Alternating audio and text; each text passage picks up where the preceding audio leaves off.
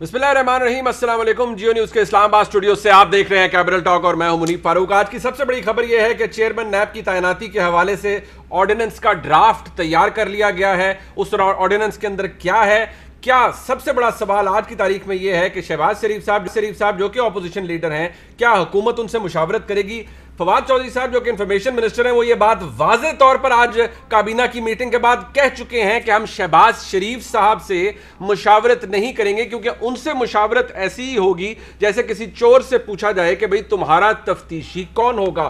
जबकि बाबर अवान साहब, जिन्होंने कुछ देर पहले जियो न्यूज से बात की, इस हवाले से अपडेट भी किया, उन्होंने फरमाया कि चेयरमैन नैब की तैनाती के हवाले से ऑपोजिशन लीडर से मुशावरत की शिक अभी भी उस अमेंडमेंट ड्राफ्ट के अंदर, उस ऑर्डिनेंस के ड्राफ्ट के अंदर शामिल है।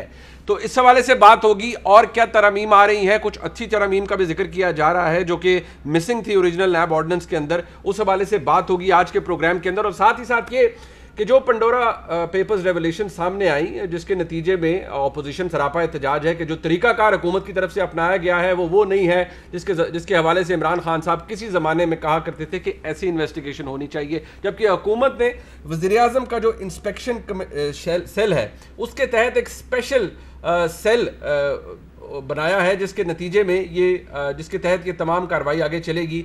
इदारे उसके अंदर कंट्रीब्यूट करेंगे और इन्वेस्टिगेशन के प्रोसेस के बाद सज़ाओं का या इदारों तक इस पूरे मामले को ले जाने तक का पूरा मामला डिस्कस किया जाएगा। लेकिन ऐसे नहीं होगा, कोई नी जर्क रिएक्शन इस हवाले से हुकूमत की तरफ से नहीं आया। वज़ीर-ए-आज़म पाकिस्तान ने वेलकम किया है इस सारे प्रोसेस को, जो कि एक अच्छी बात है, और बड़े प्रॉम्प्टली हुकूमत ने इसके ऊपर एक्ट भी किया है। लेस देन 24 आवर्स वज़ीर-ए-आज़म की हदायत पर ऑलरेडी इस बात को डिस्कस कर लिया गया था कि एक सेल बनाया गया है। ऑपोजिशन को ये बात क्यों अच्छी नहीं लग रही, ये भी आज के प्रोग्राम में हम डिस्कस करेंगे। मरियम नवाज शरीफ साहबा ने अपनी जो उनका मामला इस्लामाबाद हाई कोर्ट में चल रहा है, उस हवाले से एक मुतफरक दरख्वास्त दायर की है। कोशिश करेंगे अगर वक्त भी बात करेंगे, क्योंकि कुछ दिलचस्प बातें उसके अंदर लिखी गई हैं। अपने मेहमानों का तारुफ करवा देते हैं। वफाकी वज़ीर बराए science and technology senator Shibli Faraz sahab हमारे साथ मौजूद हैं। बहुत शुक्रिया शिबली साहब आपका। जनाब फ़ाद हुसैन साहब मुल्क के मुमताज़ सहाफ़ी हैं, किसी तारुफ के मुताज नहीं, हमारे साथ मौजूद हैं। शुक्रिया फ़ाद साहब आपका। मोहम्मद ज़ुबैर साहब फॉर्मर गवर्नर हैं सिंध के, मरकज़ी रहनुमा है पाकिस्तान मुस्लिम लीग नून के। मियाँ नवाज शरीफ साहब के और मरियम नवाज शरीफ साहिबा के तर्जुमान हैं, हमारे साथ कराची से मौजूद हैं। बहुत शुक्रिया ज़ुबैर साहब आपका। जब मैंने शिबली साहब का तारुफ करवाया तो शिबली साहब मुस्कुरा रहे थे, और वो प्रोग्राम से पहले मुझे पता है वो क्यों मुस्कुरा रहे थे। शिबली साहब इंफॉर्मेशन मिनिस्टर कहते हैं कि शहबाज शरीफ साहब से मुशावरत नहीं होगी। बाबर अवान साहब ने कहा कि अपोजिशन लीडर से मुशावरत की शिक शामिल है। मुशावरत होगी या नहीं होगी चेयरमैन नैब की तैनाती के हवाले से? पहले अगर मेरा ख्याल है कि हमारे दोस्तों से पूछ लिया जाए कि इनका क्या ख्याल है, तो फिर मेरा ख्याल मेरी जगह, ये फाद साहब बहुत एक्सपीरियंस जर्नलिस्ट हैं, मेरी जगह यहाँ कोई भी बैठा हो तो वो हमेशा ये चाहेगा कि वो हुकूमत से पूछे, क्योंकि जाहिर बात है हुकूमत के अंदर आप हैं, वफाकी काबीना के अंदर आप आज मौजूद थे, फैसलों का इदराक आपको है, खबरें आपके पास हैं, और मैं ये बात कह भी सकता हूँ कि खबर है आपके पास।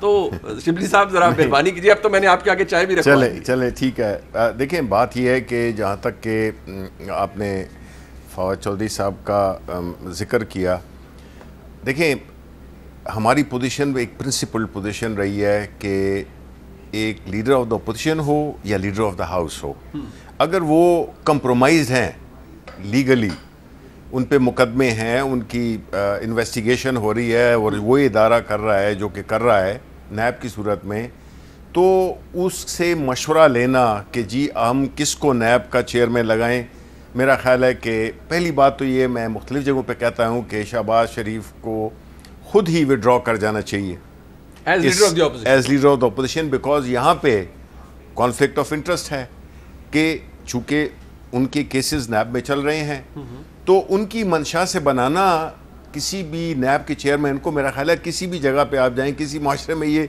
तुक नहीं बनती है। जिस तरह के फवाद चौधरी ने भी कहा कि पूछे किसी उससे कि किसको आपका तफ्तीशी कौन होना चाहिए। अब ऐसी सूरत हाल में ज़ाहिर है एक कानून एक कहता है, कॉन्स्टिट्यूशन में क्लियर है कि जी जब नैब की उसकी नॉमिनेशन होगी तो किस तरह मशवरा होगा leader of the house, leader of the opposition में।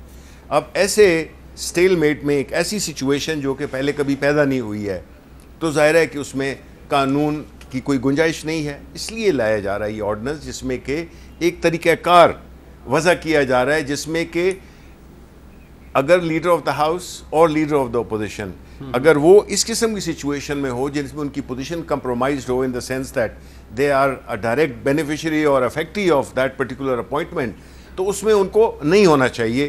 तो वो तरीक़ेकार ये कल के ऑर्डिनेंस में होगा, यानी कि पार्लिमानी कमेटी के पास जाएगा ना मामला। बिल्कुल जी, जैसे कि चीफ इलेक्शन कमिश्नर की तैनाती के अंदर होता है कि अगर कोई डेडलॉक हो जाए तो पार्लियामेंट्री कमेटी के पास जाता है। यानी फवाद चौधरी साहब का स्टांस अपनी जगह मौजूद है और आप ये कह रहे हैं कि वो हुकूमत का स्टांस है और वो दुरुस्त है, बिल्कुल, कि शहबाज शरीफ साहब से मुशावरत नहीं होगी। लेकिन एक पहला स्टेप तो होता है ना कि वज़ीर आज़म अपने नाम देते हैं, जो लीडर ऑफ द ऑपोजिशन है वो अपने नाम देते हैं, वो तो आप करेंगे ना, स्टार्ट तो करेंगे ना प्रोसेस, तब पार्लिमानी कमेटी पे जाएगा ना अगर डेडलॉक हुआ तो। देखें ये जो ऑर्डिनेंस है तो इसमें ये चीज़ बड़ी क्लैरिटी होगी। इसमें और भी 2-3 और चीज़ें भी हैं जिसमें कि ऑलरेडी ये प्रेस में आ भी चुका है कि ट्रायल कोर्ट के पास बेल का एग्जैक्टली इख्तियार होगा और वो जो गिरफ्तारी वगैरह का ये सारी चीज़ें, तो उसमें ये भी शामिल है कि ऐसी सूरत हाल में क्या होना चाहिए और क्या तरीक़ाकार इख्तियार किया जाएगा, तो वो कल के उस ऑर्डिनेंस में ये वाज़ेह हो जाएगा। अच्छा जुबैर साहब, ये बात अभी जो शिबली साहब फरमा रहे हैं ये अपनी जगह पर मौजूद है, क्योंकि जो बात मेरे नज़दीक ये एक इबाम मुझे ज़रूर था कि जो फवाद चौधरी साहब ने बात की है वो शहबाज शरीफ साहब की शख्सियत के हवाले से की है। शिबली साहब ने कहा है कि उसके अंदर एक प्रोसेस ऐड होगा जैसे चीफ इलेक्शन कमिश्नर की तैनाती के अंदर होता है। लेकिन बात अपनी जगह वही है, ये आपसे बात करना नहीं चाहते और शिबली साहब कह रहे हैं उसके अंदर कुछ हमने एडिशंस की हैं उस ऑर्डिनेंस के अंदर, लेकिन कहीं ना कहीं तो ये मामला शुरू होगा, यानी लीडर ऑफ द हाउस और लीडर ऑफ द ऑपोजिशन कोई नाम तो देंगे। अभी ये मुनीब बड़ी इंटरेस्टिंग इन्होंने 2-3 चीज़ें कही कि अंडर इन्वेस्टिगेशन शहबाज शरीफ के हवाले से। इन्होंने दूसरा एक बड़ा इंटरेस्टिंग इस्तेमाल किया, कॉन्फ्लिक्ट ऑफ इंटरेस्ट। अभी अगर मैं इनसे पूछूं कि ये जो पेंडोरा लीक्स हैं इसमें शौकत तरीन की इन्वेस्टिगेशन होगी ना, जाहिर सी बात है, और क्या उनका कॉन्फ्लिक्ट ऑफ इंटरेस्ट नहीं होगा सिटिंग एज फाइनेंस मिनिस्टर, और जो इदारे इन्वेस्टिगेशन करेंगे वो उनको ही रिपोर्ट करते हैं। इससे ये होता है कॉन्फ्लिक्ट ऑफ इंटरेस्ट कि जी जो आपके तो अंडर इन्वेस्टिगेशन है, इस वक्त तो लीक्स सामने आ गई हैं और वही जुमले और वही चीज़ें और वही एंगर और वही जो पैशन था जो इमरान खान ने शो किया था जब पनामा लीक्स आई थी तो हमें तो मुजरिम करार दे दिया था ना। अभी ये कह रहे हैं उसी स्टैंडर्ड्स को, मैं तो उस स्टैंडर्ड्स को भी नहीं, मैं तो दुनिया के नॉर्मल वर्ल्डली स्टैंडर्ड्स के तहत कहूँ कि कोई ऐसे हो सकता है कि जी इतना ब्लेटेंट कॉन्फ्लिक्ट ऑफ इंटरेस्ट हो और फाइनेंस मिनिस्टर साहब चलते रहे या दूसरे मिनिस्टर्स जो सिटिंग मिनिस्टर्स हैं और प्राइम मिनिस्टर जो कि कैबिनेट को हेड करते हैं उन्हीं के नीचे सेल बना पेपर्स को। मुझे सिर्फ अगर हम चेयरमैन नैब के हवाले से रहे, पिक कर रहा था कॉन्फ्लिक्ट ऑफ इंटरेस्ट होती क्या चीज है। ठीक है सर, मुझे बताएं, लेकिन एक बात तो फैक्ट है जुबैर साहब, अगर if you allow me sir, अगर मुझे ऐड करने दे कि शहबाज साहब के खिलाफ ये बात तो फैक्ट है ना कि शहबाज साहब बहुत मोतरज़ हैं कि जी नैब का बड़ा मुतासिबाना रवैया है, शहबाज साहब नैब के अक्यूज्ड हैं, उनके मामलात ट्रायल कोर्ट के अंदर चल रहे हैं, और अगर शहबाज साहब से कंसल्ट किया जाएगा तो बकौल शिबली साहब के इस बात के अंदर किसी ना किसी हद तक तो वजन है कि शहबाज साहब किसको नॉमिनी बनाएंगे। वो तो ये चाहेंगे कि कोई ऐसा शख्स हो हु सॉफ्ट टुवर्ड्स देम, या वो ऐसा नॉमिनी चाहेंगे जो जिसको वो समझते हैं कि ये बड़ा इम्पार्शियल है, लेकिन हुकूमत की नज़र में वो इम्पार्शियल नहीं होगा। देखें ये तो एक कानून है, बड़ा क्लियर है कानून, उसमें ये इफ्स एंड बट्स नहीं लगी हुई कि अगर नैब ने एक्यूज़ किया हो किसी शख्स को तो उससे मशवरा नहीं किया जाएगा, ऐसा तो कोई इफ्स एंड बट्स नहीं लिखी। That is why they need an ordinance to override that law. अगर कोई मसला था, अगर बड़ा क्लियर है, अगर कानून बड़ा क्लियर है तो कानून पहले लेके आ जाते, आज से महीना पहले 1.5 महीना पहले कानून लेके आ जाते, वो चेंज कर देते कि जी ये चूंकि ये कन्फ्लिक्ट होता है तो इफ्स एंड बट्स इसमें ऐड कर दें कि वजीर आजम को लीडर ऑफ द हाउस को फिर इजाज़त होगी। दूसरी बात ये है कि अभी तक जो इस वक्त सिचुएशन है कि शहबाज शरीफ साहब को आपने 2 दफ़ा जेलों में भेजा है, रेफरेंसेस आपने फाइल नहीं किए, और उनके अगर जो डिटेल्ड जजमेंट्स हैं लाहौर हाई कोर्ट की और सुप्रीम कोर्ट की जिसमें अपील की थी नैब ने शहबाज शरीफ साहब के खिलाफ, उसमें उन्होंने क्या कहा था? उन्होंने कहा था we have tried to find the where is corruption, मतलब ये कहा। और आप उसी नैब जो डिस्क्रेडिटेड है पूरी दुनिया में एक पाकिस्तान के लिए एक बैड इमेज है, जिसका ऐसा परफॉर्मेंस है कि मेरा ख्याल है दुनिया में कोई भी उसको ओन नहीं कर सकता। उसी को एक्सटेंड करने के लिए अगर जावेद इकबाल साहब को किया जा रहा है, तो जाहिर सी बात है हम क्या कर सकते हैं। They want to create a one party state जिसमें कोई ऑपोजिशन ही ना हो। इतनी जल्दी तो शायद मुशावरत भी नहीं हो पाएगी, लेकिन फात साहब एक बात है, शिबली साहब फरमा रहे हैं कि हुकूमत का स्टांस है जी कि शहबाज शरीफ साहब से मुशावरत नहीं होगी। अटॉर्नी जनरल का अभी भी, as we record this programme, अभी भी यहाँ पर टिकर चल रहा है जिसमें वो कह रहे हैं कि वज़ीर-ए-आज़म Imran Khan leader of the opposition से मुशावरत करेंगे। सो असल पोजीशन है क्या है? शिबली साहब जो फरमा रहे हैं, जो फवाद चौधरी साहब फरमा रहे हैं, इसमें कहीं ना कहीं थोड़ी कॉन्ट्रडिक्शन मौजूद है अभी भी। देखिए, असल पोजीशन तो मुनीब तभी सामने आएगी जब वो ऑर्डिनेंस का टेक्स्ट है वो हमारे सामने आएगा। ऑब्वियसली जो फैसला हुआ है उसके हवाले से अब ये बातें हो रही हैं, लेकिन असल चीज़ जो मेरे ख्याल में, क्योंकि देखिए ऑर्डिनेंस तो आ जाएगा ना, अगर उन्होंने अनाउंस कर दिया तो अभी नहीं तो थोड़ी देर में सामने आ जाएगा जो उसका टेक्स्ट है। ये बात तो क्लियर होगी। शिबली साहब ने जो बात की है, मेरे ख्याल में वो अभी तक तो मुझे लग रहा है कि गवर्नमेंट की पोजीशन यही है कि जी हमने लीडर ऑफ द ऑपोजिशन जो कि शहबाज शरीफ साहब हैं उनसे बात नहीं करनी। लेकिन उसके साथ साथ जो ये मैं सुन रहा हूँ कि जी ऑर्डिनेंस में ये भी है कि जिस तरह भी आपने जिक्र किया कि अगर मुशावरत उस तरीके से नहीं हो पाती और कंसेंसस नहीं हो पाता तो फिर क्या होगा, जैसे चीफ इलेक्शन कमिश्नर का होता है। पहले जो मौजूदा कानून है उसमें जहां तक मेरी इंफॉर्मेशन है, correct me if I am wrong, वो ये कि अगर ये कंसेंसस नहीं हो पाता तो फिर वो मामला लटकता रहता है जब तक कंसेंसस नहीं होता। लेकिन चीफ इलेक्शन कमिश्नर का जो तरीकाकार है या केयरटेकर गवर्नमेंट अपॉइंट करने का जो तरीकाकार है, उसमें अगर वो मुशावरत के जरिए कंसेंसस नहीं होता तो फिर एक और हल है आगे। तो मेरे ख्याल में ये जो ऑर्डिनेंस आ रहा है, जो अभी तक मुझे लग रहा है, वो ये है कि वो लीडर ऑफ द ऑपोजिशन का जो मुशावरत का जो पूरी शिक है उसको शायद मुकम्मल तौर पर ख़त्म ना करें, लेकिन एक वे आउट निकाल लें। बट सर वो बात तो अभी अपनी जगह रहेगी ना, कि फैक्ट ये है कि शहबाज शरीफ साहब लीडर ऑफ द ऑपोजिशन हैं। दूसरी चीज उसके साथ कंटिजेंट है, वो उसको फॉलो कर रही है ना। पहला स्टेप तो हुकूमत को लेना पड़ेगा। शहबाज साहब भी अपने नॉमिनी देंगे, प्राइम मिनिस्टर भी देंगे। देखिए, ये अगर तो जो सामने आ रही है, जो अभी आप कह रहे हैं कि जो कहा जा रहा है अटॉर्नी जनरल की तरफ से, अगर तो वैसे ही है कि बिल्कुल मुशावरत होनी है, तो फिर तो वो आपकी बात दुरुस्त है कि पहला स्टेप में दोनों तरफ से नाम आने होंगे, और वो नाम दोनों एक दूसरे के नहीं मानेंगे।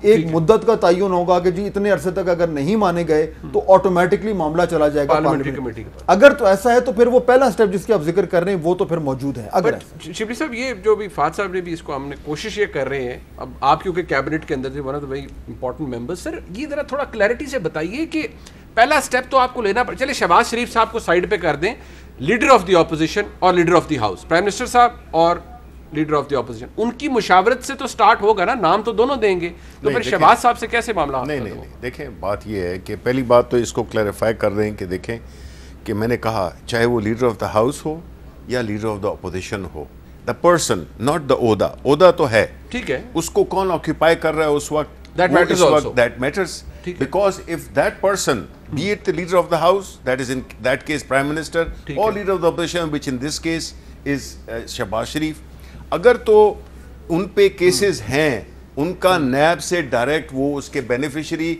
या अफेक्टी हो सकते हैं, ठीक है। तो आप मुझे ये बताएं, मेरे मेहमान फहद भी हैं, आप भी हैं, जुबैर भी हैं, कि देखें ऐसी सूरत हाल में चूंकि कोई रास्ता तीसरा है नहीं कि मशावरत करनी होती है लीडर ऑफ द अपोजिशन के साथ, इन दोनों ने करनी होती है, नाम देने होते हैं, उस पर होते हैं, वो नहीं होता फिर वो जाता है, उसको छोड़ें आप। पहला स्टेप ही इसमें जहाँ पे कि कोई कानून कोई रास्ता नहीं देता, ऐसी सिचुएशन नहीं है, उसमें लॉ में कोई ऐसी गुंजाइश नहीं है जिसमें कि इस स्टेलमेट को तोड़ा जा सके। बिकॉज एक तो ये है ना कि जो नाम देंगे शहबाज शरीफ, वो भी तो अपने ही नाम देंगे ना। मतलब सर आप ये कह रहे हैं, शिबली साहब correct me if I am wrong, कि जी पहला स्टेप उसमें ऑर्डिनेंस में शायद ये लिखा होगा कि अगर लीडर ऑफ द ऑपोजिशन या leader of the house compromised हैं, exactly. तो ये मामला डायरेक्टली पार्लिमानी कमेटी को चला जाएगा। नॉट नेसेसरी, उसमें ये होगा कि फिर तरीकाकार बताया जाएगा कि उस सूरत हाल में क्या होगा, ठीक है, हु विल डिटरमिन, ये उस स्नैप के ऑर्डिनेंस के अंदर शामिल है। यस, अच्छा, ये बहुत इंपॉर्टेंट, ये नई चीज है, ये नई चीज है, क्योंकि शिबली साहब ने आप क्लैरिटी से बताया है कि अगर इस केस के अंदर शहबाज शरीफ साहब हुकूमत के हिसाब से कि वो कॉम्प्रोमाइज्ड हैं, उनके वो नैब के अक्यूज्ड हैं, फ्यूचर में भी हो सकता है, फ्यूचर में भी, तो मामला तरीकाकार ये बताया गया है कि प्रिंसिपली तो लीडर ऑफ द ऑपोजिशन रहेगा, लेकिन अगर उसकी पोजीशन वो है जो शहबाज शरीफ साहब की है, तो फिर मामला किसी और तरीके से होगा। yes. और वो तरीका क्या है वो अभी हमें नहीं, वो अभी वंस द ऑर्डिनेंस, जुबैर साहब ये तरीकाकार होगा जी, शहबाज शरीफ साहब से शिबली साहब मेंटेन्स की मुशावरत नहीं होगी।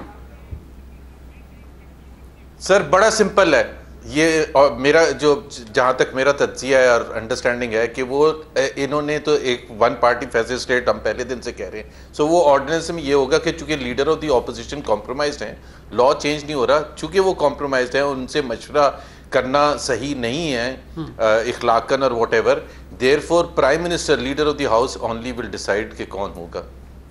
बड़ा सिंपल है। नहीं, लेकिन यहाँ वो जिसके साथ हो रहा लेकिन वो अभी बाबर अवान साहब बता रहे हैं जुबैर साहब के लीडर ऑफ द ऑपोजिशन के साथ मुशावरत की शिक शामिल है। आप इस केस में क्योंकि शहबाज साहब बकौल शिबली साहब के कॉम्प्रोमाइज हैं, तो नैब ऑर्डिनेंस जो नया तरमीमी ऑर्डिनेंस आ रहा है वो तरीकाकार बताएगा, और वो लीडर ऑफ द हाउस भी हो सकता है। उसी की बात कर रहे हैं ना, शहबाज शरीफ साहब से तो मशवरा नहीं करना जी, विच मीन्स कि ऑपोजिशन से मशवरा नहीं करना।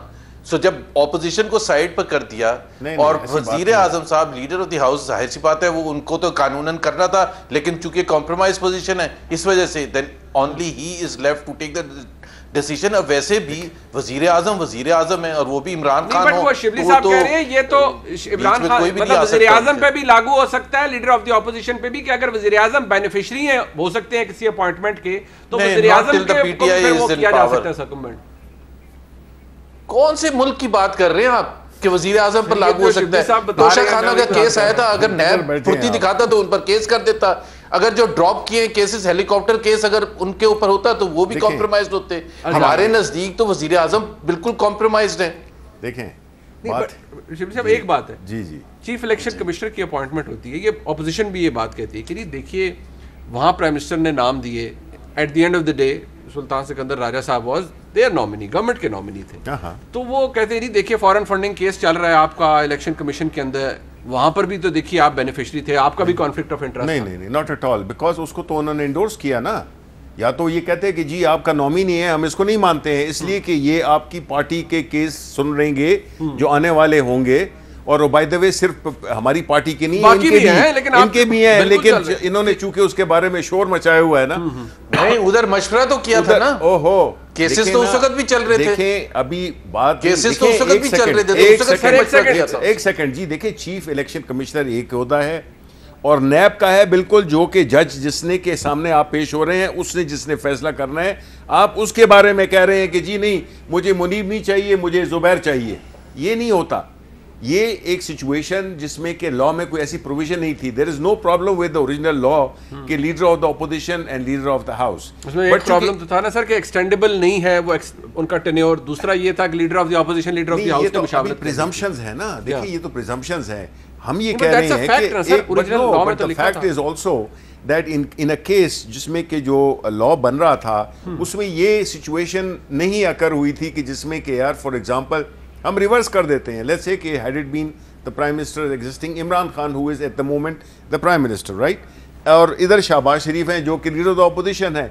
अब अगर इन दोनों में से कोई भी जाती तौर पे अगर कंप्रोमाइज्ड है तो वो नैब तो डायरेक्टली, इलेक्शन कमीशन तो एक दूसरी पार्टी की बात, मतलब ये तो यहाँ तो क्रिमिनल लायबिलिटी आ जाती है, ये क्रिमिनल लायबिलिटी आ जाती है। ठीक है, तो आप ये कह रहे हैं कि ऐसी सूरत में फ्यूचर पर्पसेस के लिए भी चाहे लीडर ऑफ द हाउस हो यानी वज़ीर आज़म या लीडर ऑफ द ऑपोजिशन, कोई कॉम्प्रोमाइज है तो उसकी मुशावरत नहीं होनी चाहिए। मुनीब उसका कोई तरीकाकार होना चाहिए। अच्छा सर, मुझे एक चीज ऐड करने दें। जी जुबैर साहब, एक चीज मैं, इसका मतलब यह है कि कानून जो भी है, आइन जो भी कहता है, जब जरूरत होगी, जब वक्त होगी, एक वोट ऑफ नो कॉन्फिडेंस पेश कर रहे हैं। अगर इनको डर खौफ होगा तो ये कहेंगे ये कॉम्प्रोमाइज है, इनकी तरफ से आ ही नहीं सकता, ऑर्डिनेंस ले आएंगे, चेंज कर देंगे कानून। सर वो किसी चीज के बेस के ऊपर करेंगे ना।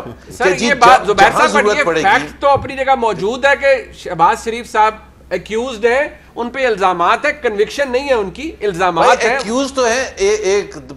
एक और भी फैक्ट है ना, एक और भी फैक्ट है, 3 साल से एक्यूज हैं और आज जो है उनके खिलाफ जो केसेस थे उसमें 3 जजमेंट्स आ चुकी हैं। 2 लाहौर हाई कोर्ट की जजमेंट आ चुकी है, एक सुप्रीम कोर्ट ऑफ पाकिस्तान की जजमेंट आ चुकी है। ये भी तो एक फैक्ट है। Benefit should go to Shahbaz Sharif और should go to NAB.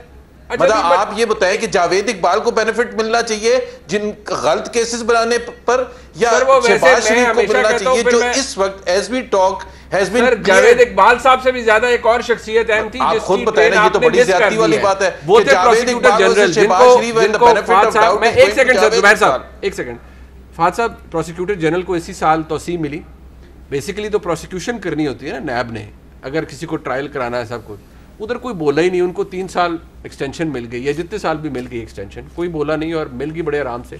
Chairman नैब की बात तो अब आई है, बट जो आपने शिबली साहब को सुना है और जो स्टांस जुबैर साहब का कम अज़ कम इस मामले के ऊपर, ये तो फैक्ट है कि शहबाज शरीफ साहब की ज़ात इंपॉर्टेंट है यहाँ पर, और फ्यूचर पर्पजेस के लिए भी कोई भी अगर कॉम्प्रोमाइज़ होगा उससे मुशावरत नहीं होगी। देखिए मेरे ख्याल में इसमें बहुत सारी कॉम्प्लिकेशंस होंगी, और मुझे लग ये रहा है कि अगर ये ऑर्डिनेंस इसी तरह का है, अगर तो ये ज़रूर चैलेंज होगा, और चैलेंज इसलिए होगा, अब वो आगे से अदालत उसको कैसे देखती है, अपोजिशन तो मेरे ख्याल में ज़रूर चैलेंज करेगी, और उसमें होगा ये कि जी जब आपने जो कानून जो बनाना जब आपने बनाया था तो आपने उसकी एक स्पिरिट ऑफ द लॉ रखी थी, ठीक है, क्या वो स्पिरिट ऑफ द लॉ इस ऑर्डिनेंस में रिफ्लेक्ट करती है कि नहीं करती। अगेन देखिए हमारी आज की डिस्कशन थोड़ी सी कॉम्प्रोमाइज्ड है, क्योंकि हमारे सामने टेक्स्ट नहीं है, कल को एंड मुमकिन है कि बहुत सारी जो बातें करें उसके ठोस जवाब हमें मिल जाएं, लेकिन इशू ये है कि शिबली साहब ने काफ़ी चीज़ें तो क्लियर कर दी हैं।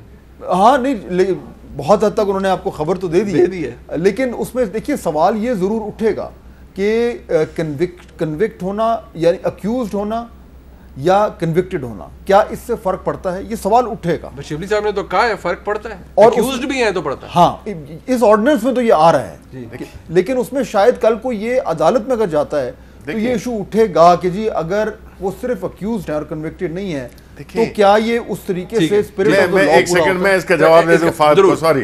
देखें फहद, देखें जब एक्यूज होता है और एक शख्स ने फैसला करना है, वो जज है, नैब का जो चेयरमैन होता है उसने वो बड़े तरीके से वो उसका डायरेक्ट उसके साथ ताल्लुक है, तो अगर वो एक्यूज है तो उसकी तो और भी ज्यादा एक इंटरेस्ट लेवल है कि वो एक ऐसे शख्स को लगाए जो कि उसको रिलीफ दे सके। तो ये नहीं है कि जी वो अक्यूज है या कन्विक्टेड है तो फिर तो कोई बात ही ना होती, फिर तो कोई दूसरी मतलब फिर तो वो देखिए फिर शहबाज साहब यहाँ होते भी नहीं ना अगर कन्विक्ट होते तो। लेकिन अगर ब्रेक पे जाना है, सीधा पॉइंट्स ये हैं। शिबली साहब आप कह रहे हैं कि वज़ीर आज़म या लीडर ऑफ द ऑपोजिशन कोई भी कॉम्प्रोमाइज होगा वो मुशावरत नहीं होगी। शिबली साहब एक मिनट, जुबैर साहब, ट्रायल कोर्ट के अंदर बेल का इख्तियार होगा, आप ये एंडोर्स कर रहे हैं? जी, भी हो सकता है उसमें के जो इख्तियार है गिरफ्तार करने का उस पे वो होगा जो नैब चेयरमैन का, उसको महदूद किया जाएगा। यस, ठीक है। और मुकदमात की जल्दी को भी बिल्कुल जी बिल्कुल। तो ये मुख्तलिफ किस्म की चीज़ें हैं जो कि कल इंशाल्लाह आपको पता चल जाएंगी। और देखें ये इसमें देखें यहाँ पे कुछ चीज़ें ऐसी होती हैं जिसमें कि हमने नॉन पार्टिजन, इतनी दफ़ा सेम पॉइंट रिपीट करते हैं, नॉन पार्टिजन आप देखें, आप नवाज शरीफ साहब के और मरियम नवाज के नुमाइंदे हैं, आप शहबाज शरीफ को इतनी अच्छी तरह डिफेंड नहीं कर रहे। मैं ये कहूंगा कि देखिए हमें कुछ हमें थोड़ी सी एक बैलेंस नॉन पार्टिजन पोजीशंस लेनी चाहिए। ये तो मैटर ऑफ कॉमन सेंस है कि जो शख्स, यू कैन नॉट बी जज in your own cause, right.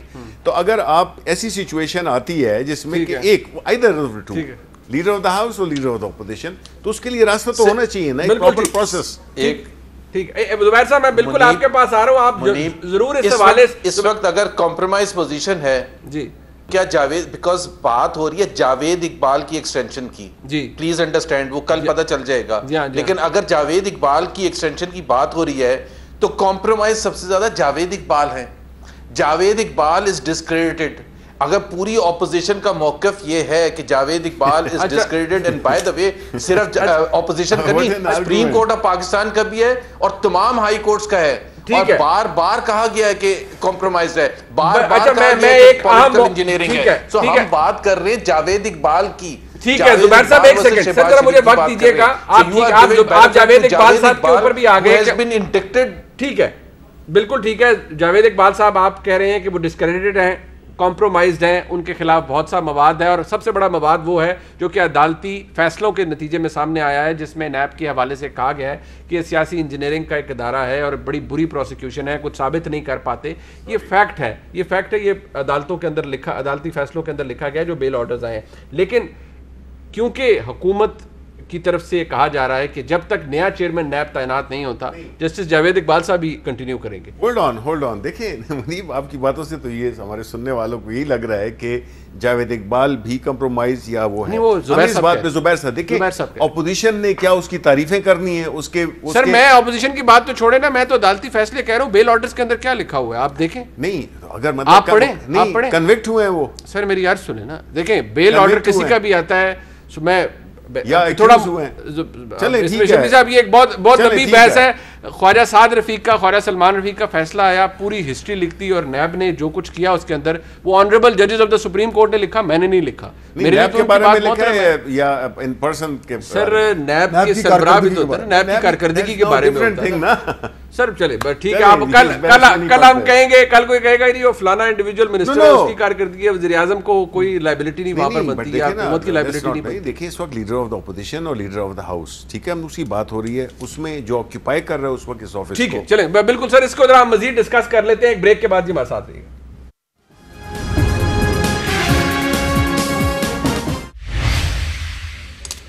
अहम इशू है जी, जुबैर साहब कह रहे थे हम उसको टाइम नहीं दे रहे, बिल्कुल दे रहे हैं। अभी देखिए इमरान खान साहब ने 2016 में जब पैनामा लीक्स आया था तो इमरान खान साहब ने क्या कहा था, तो सुनिए।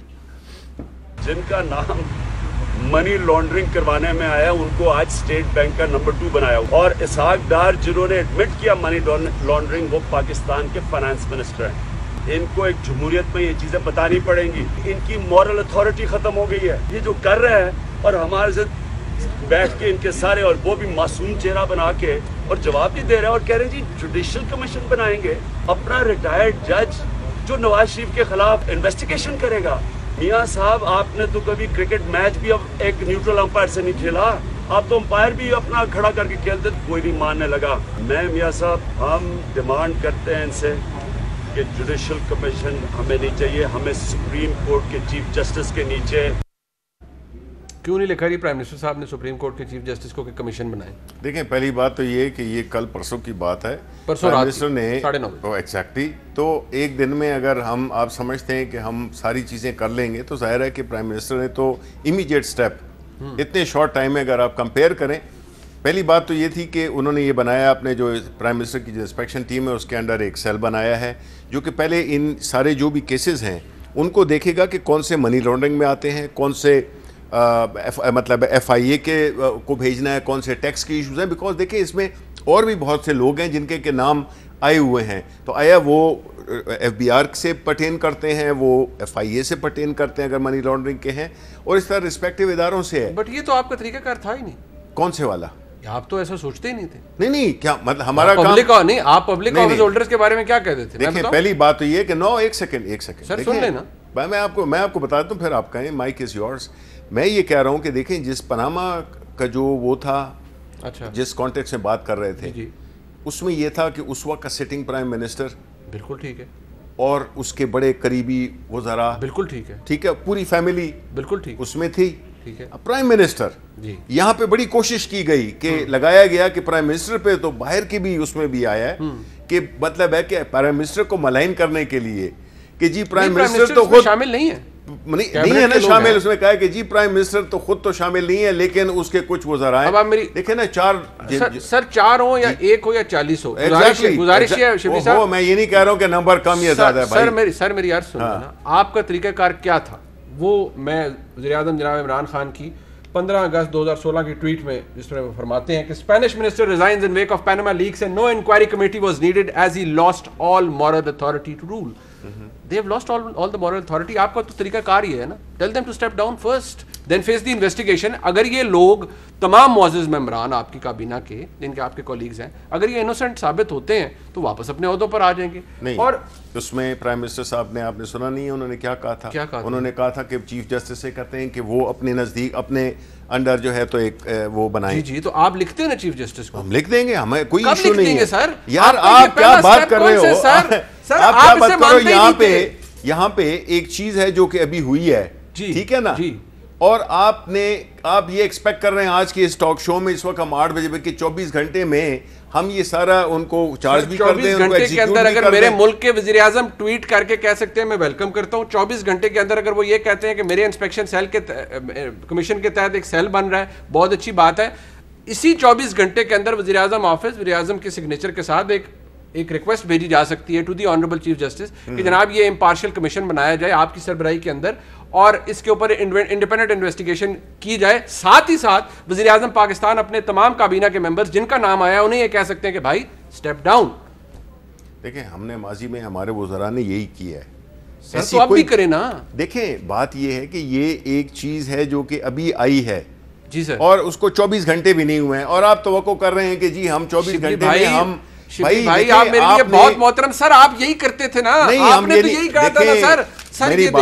मेरी बात सुनो मुनीब, हमने क्या किया इस मुल्क में जी सर, हमने इस मुल्क में पहली दफा एक शख्स की लीडरशिप में जी हमने ऐसे लोगों को जो कि जिन्होंने कि इस मुल्क की ईंट से ईंट बजा दी है, बिल्कुल ठीक है, हमने उनके अगेंस्ट एक जहाद किया है, ठीक है, बिल्कुल ठीक।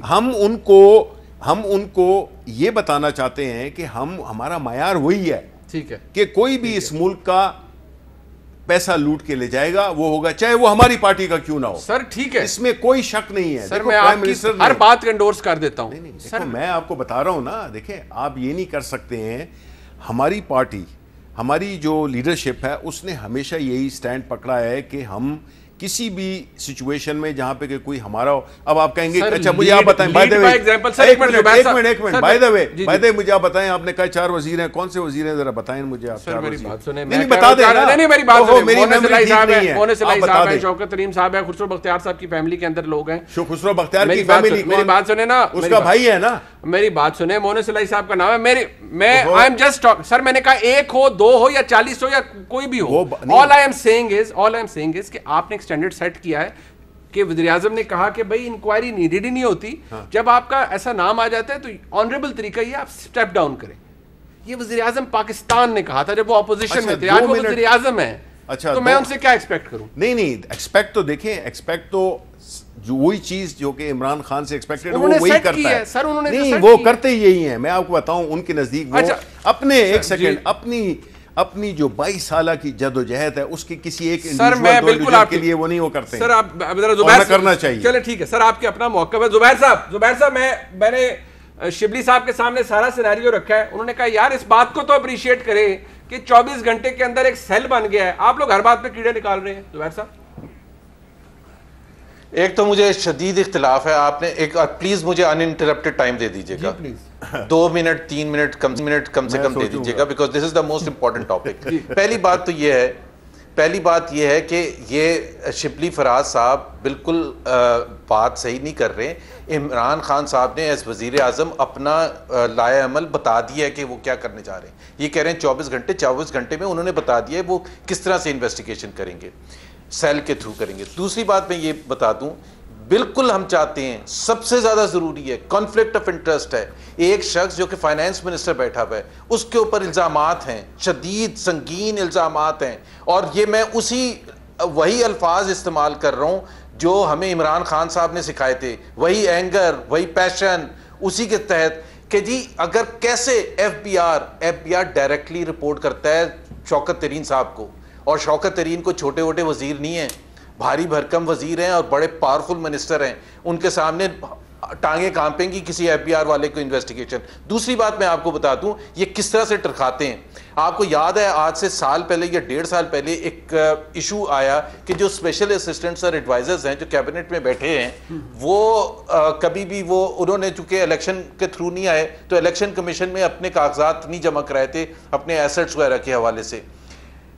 क्वेश्चन ये नहीं था, क्वेश्चन ये था कि जी उन्होंने गोशवारे क्यों नहीं जमा कराए। मिसाल के तौर पर जुल्फी बुखारी 3 साल से पाकिस्तान में थे, उन्होंने टैक्स रिटर्न नहीं जमा कराया था और उन्होंने एक कागज पर लिख के दे दिया वजीर आजम को। हमारी जांच पड़ताल कैसे होती है, यहां उन्होंने वजीर आजम ने सबसे मांग दिया स्पेशल असिस्टेंट से और तमाम लोगों से, ये क्वेश्चन नहीं पूछा कि भाई आप लॉ की क्यों खिलाफ वर्जी कर रहे थे, आपने FBR में क्यों नहीं अपने टैक्स रिटर्न्स फाइल किए, आपने FBR में अपने वेल्थ रिटर्न्स क्यों नहीं फाइल किए, और बड़े आराम से वजीर आजम ने कहा कि मैं सेटिस्फाइड हूं। अच्छा, किसको जमा कराए थे? वजीर आजम को, कैबिनेट सेक्रेटरी को। ये कौन सा तरीका होता है? नहीं, अगर हमारे से आप करते हैं, हमें तो पकड़ के अंदर बंद करते हैं पहले, फिर उसके ऊपर आप रगड़ते हैं 6-6 महीने और फिर कहते हैं कि जी ये इंसाफ का तरीका है, और अपने लिए कहते हैं कि वजीर आजम को डिक्लेयर करते हैं अपने एसेट्स। इस दफा भी यही होगा, वजीर आजम ने सेटिस्फैक्शन शो कर देनी है कि जी मोहन सलाई because he can not go against his कोalition partners. कहीं ना अगर मोहन सलाई को स्टेप डाउन करने के लिए इनकी हुकूमत का तख्ता हो जाएगा। जुबैर यार आप देखें, इस मुल्क की मुश्किलात को दूर करें।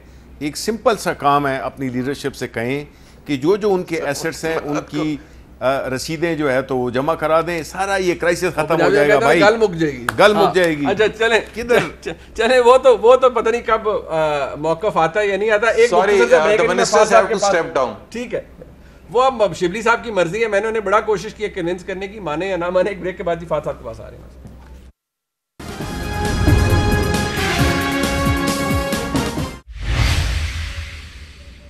फाद हुसैन साहब, हमारे हाथ बंधे होते हैं कि बहुत से म्यार इमरान खान साहब ने खुद सेट किए थे। शिबली साहब कह रहे हैं कि यार आप लोग अभी 24 घंटे मार के हुए हैं और आप लोगों ने कहना शुरू कर दिया वज़ीर आज़म ने बहुत बड़ा एक्शन लिया।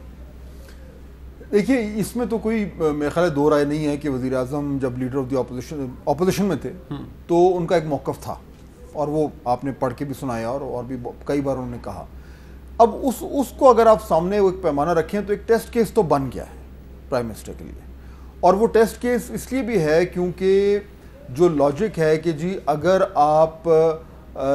आपके ऊपर इन्वेस्टिगेशन होनी है और वो एक ऐसे इदारे ने करनी है जो आपके मातहत है तो एक इशू तो बनता है। अब ये जो 4-5 वज़ीर हैं उनमें मेरे ख्याल में सबसे जो ग्लेयरिंग केस बन रहा है ना वो शौकत तरीन साहब का बन रहा है, क्योंकि इन्वेस्टिगेशन करनी है FBI ने और वो डायरेक्टली उनके नीचे है। तो ये मेरे ख्याल में एक बड़ी ऑब्वियस सी चीज़ है, मुश्किल फैसला है, यानी अगर 1-2 दिन में नहीं हुआ तो मुझे इसमें कोई हैरत नहीं है, क्योंकि अपने फाइनेंस मिनिस्टर को कहना कि आप हट जाएं ऐसे मौके पे जब उनका सेनेट का इलेक्शन जो है वो बिल्कुल सर पे खड़ा तैयार है, बिल्कुल तैयार है, और IMF से टॉक्स जो हैं वो होने जा रही हैं, तो ये कोई इतना आसान फैसला नहीं है।